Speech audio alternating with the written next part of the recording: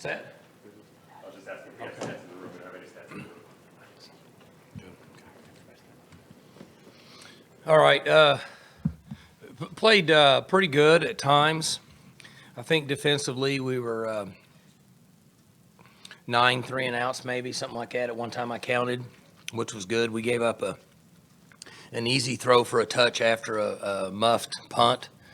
But overall, in the second half, we tackled much better. The first half, we did not tackle very well.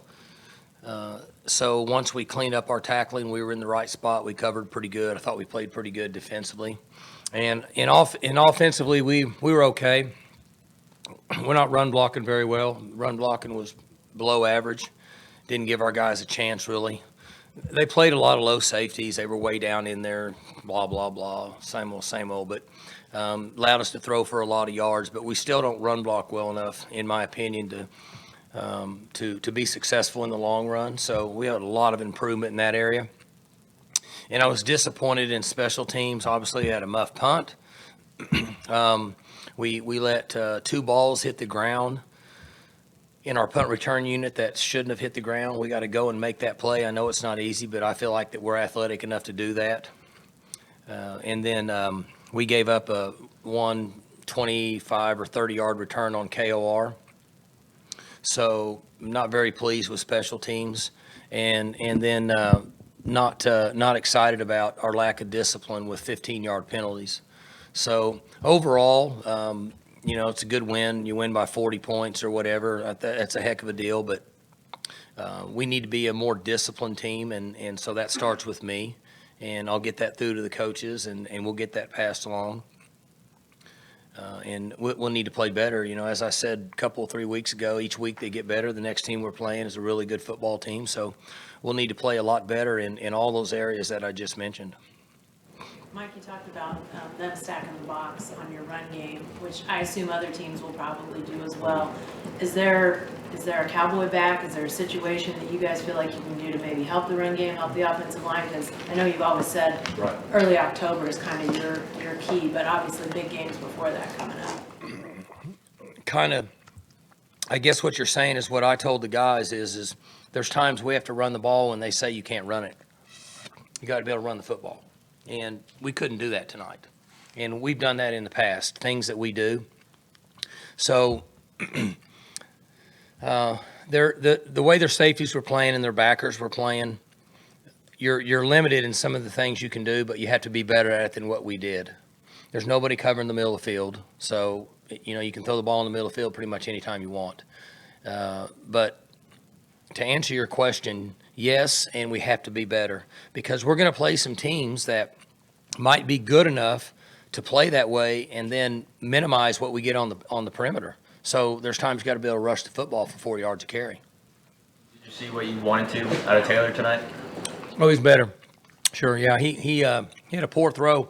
If I was him, I would not scramble and ever throw to the right of the end zone again the rest of his career. I'd just run it. Both of his 2 of his worst throws in his career have been that play. But he was a lot better tonight. He threw the ball good. Mike, That one interception guy made a great play. I thought the ball hit the ground. My eyes are deceiving me in instant replays, but it is what it is. Mike, Taylor, Tylen, and Tyron Johnson all spent plenty of time on the second team last year practicing together. How beneficial was that time for them last year? Coming into this year, all 3 of those guys had career nights. Sure, they got a lot of reps, and they get. I go back to this, but they get so much work in practice. Now, again, it doesn't mean it's a game, but it made a difference for us, and they're guys that we can count on, and they'll need to play that way and even play better as we progress into next week, because it'll be more of a challenge, and it'll just continue all the way through. Did Tylen and Tyron see last week as sort of a gauntlet thrown down? I think they had 6 touches total, which maybe that was a little bit of Missouri State scheming, but they seemed like they were insistent to make themselves known out there tonight. The difference was last week they had really high safeties, so there was a lot of more opportunities to rush the football. This week they had really low safeties and more of an opportunity to throw the ball. Offenses have to base what we do on what the defense does to a certain extent, and we have to be versatile enough that if they're going to let us run it. We got to run it and throw it. You know, it's always been that way. It's never perfect, but there wasn't as many opportunities as there was tonight. Last week you got Justice a lot of touches early. Tonight they were kind of spread out. What was the thinking there? Just the way they were playing their safeties, and they're down in the alley, and there's just not as many opportunities. But there were 4, 5, 6 times where we should have blocked it better and gave him a chance to pop through, and we didn't. But there were still too many people in the box floating down in there that you'd have to be really good to make a guy miss at 4 yards and then be another guy show up at 6 and make him miss. We've done it, but it's just not as feasible as it is when they're playing like they were last week. To what level has your defense been tested to this point compared to what they're going to see? I don't think they've been tested. I think they've played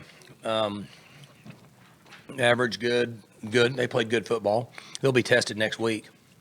Now, I think the team we're playing next week, I've seen a little bit of them. I watched them on TV a couple weeks ago, and you know, you guys know, they got everybody back. They got a quarterback that's played in a bunch of games, and so it'll be a really good test next week for us.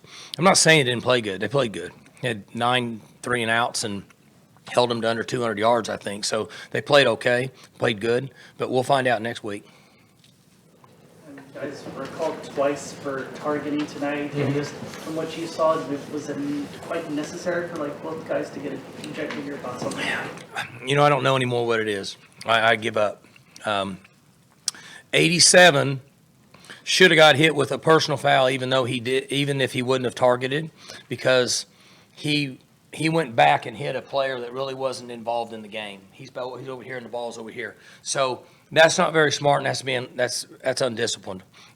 We have to do a better job of coaching him, myself and his coach, and he has to do a better job. That guy wasn't a factor in the play, but he just happened to get his helmet down close enough to this area in his chin and got it and got the targeting. And I don't have any argument.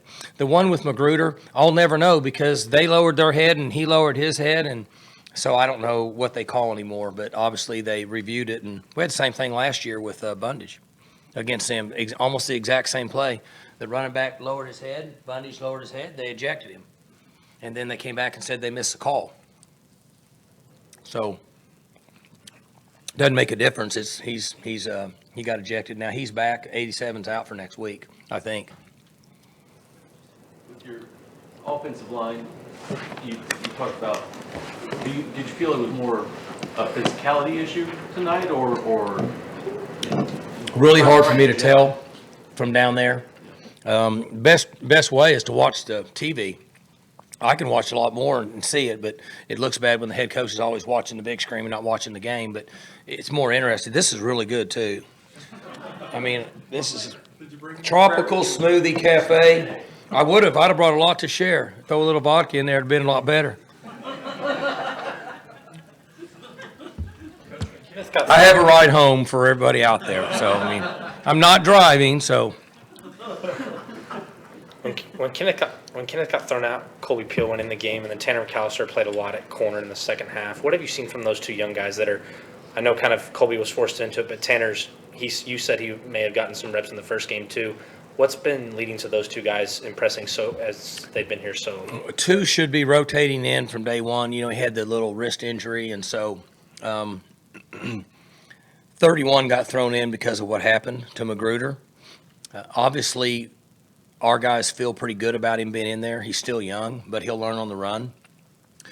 2 was a guy that we'd given a lot of reps and really showed up. Very mature, physical, intelligent, played. You guys probably know this, but in last year, his team played in a high school playoff game in 6A, and he played every snap of offense, every snap of defense, and every snap of special teams. And so he's mature beyond his years, and that gives him the best chance to compete at this level. He's learning on the run, as we saw from 4 and 8 last year. But he's a pretty mature kid. Does he remind you of any corner that you've had in your time here? Not really, because he's really thick, you know, and he runs well, and he's pretty aggressive. So, not really. I'd have to go back and look. Did you expect him to play as much as he did tonight? 8 got dinged, so he went out, so that threw 2 into the fire. If 8 wouldn't have got dinged, I mean, he'll be fine, but I don't think he would have played that much. Your receivers that you lost off last year's team were super competitive in, catches that could have gone either way. It seems like we're starting to see that more and more out of Tylen and Tyron. How would they develop that, where if a play could go either way, where they'll come down with it? Well, what I told Coach Dunn to do in practice with James Washington and Aitman was you didn't think that was funny? I thought that was funny. So Dunn does a great job in practice of putting them in that situation over and over and over and over all the time. And he and I have discussions because I worry about him running them too much.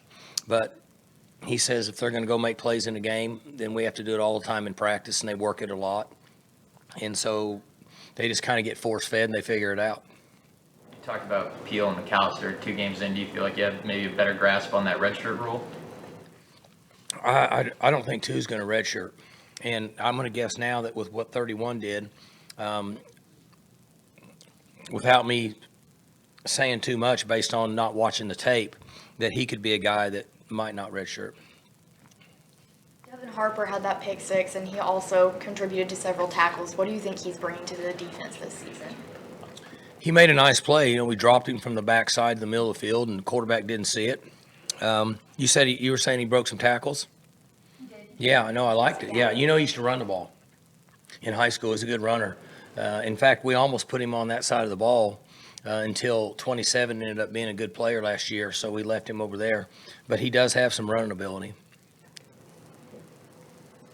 Coach, your offense is getting points in the red zone, but do you see a difference in the efficiency when they're in the red zone compared to when they're not? I didn't think we were very good in the red zone. I know we scored, but we made too many mistakes in the red zone. One time we about penalized ourselves all the way over to Perry, and we had an easy field goal. And then I think, without watching the tape, we had MAs twice and forced ourselves out. And statistically, we're probably pretty good, but as the teams get better, like starting here in a week, we're going to have to be much better down there with MAs. It's not as easy because teams don't have as much space to cover, and it's tough, but missed assignments with the combination of that and penalties has not been good, in my opinion. Why can't you sit back and think back to August, and are you where you think you were going to be going into week 3, or are you ahead or behind? I'm not sure. We're behind in special teams, I'll tell you that, just because we're not very disciplined. Defensively, we're playing pretty good. The teams we played, they haven't had a lot of returning starters, and it's not been their strong point. So, as I said, we'll know a lot more next week. And offensively, there's been times that we've looked really good, but then we have too many missed assignments, in my opinion, and still too many turnovers. So, kind of a tweener on those two sides. Mike, you've alluded a couple times to next week against Boise, and obviously, they're top 20 right now and probably going to go up. But what's sort of been your feeling about them as just a football watcher? I mean, I know you'll get into the intricacies planning this week, but just as a college football guy, what have been your thoughts about them over the years? I think they're one of the all-time, over a period of 15, 20 years, sustained, very well-coached football teams that maximize their players, and they play hard, and they're in the right gap, and they run block, they take care of the ball, they get good quarterback play. They grab a quarterback that they had the lefty there for like 7 years. Yeah, and he won like 400 games, and he was, 6'1", something, and they grab guys like that. They got the guy there now that's, I think it's Rippon's son, that they're good operators. They coach them right. They don't make a lot of mistakes. They're a disciplined football team, and there's no question that they deserve to be ranked where they are. Just look at their history, and they won so many games they believe they can win. With special teams, how are you guys planning to fix that going into next week?